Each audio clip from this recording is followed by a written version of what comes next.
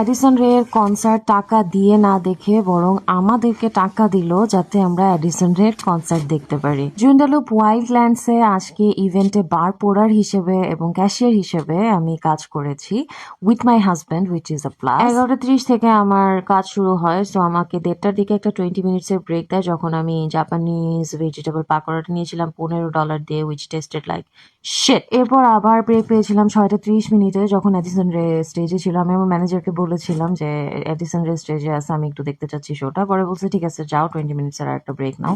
Mainly 2টা break দেওয়াটাই হচ্ছে ওদের পলিসি।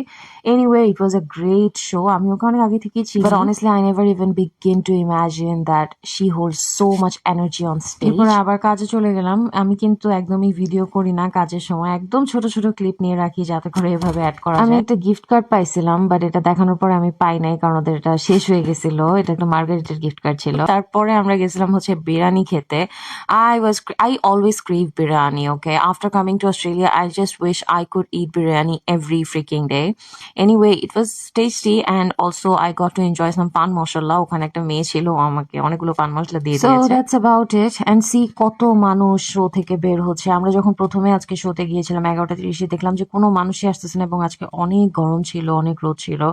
বাট অনেস্টলি লাস্টে এত মানুষ, এত ভিড় ছিল, and I always enjoy working in a very fast paced environment. আমার স্লো কাজ একদমই পছন্দ হয় না, আমি থ্রাইভ করতে পারি না আমার পার্সোনালিটি অনুযায়ী। সো আমার এই ইভেন্টটা অনেক পছন্দ হয়েছে।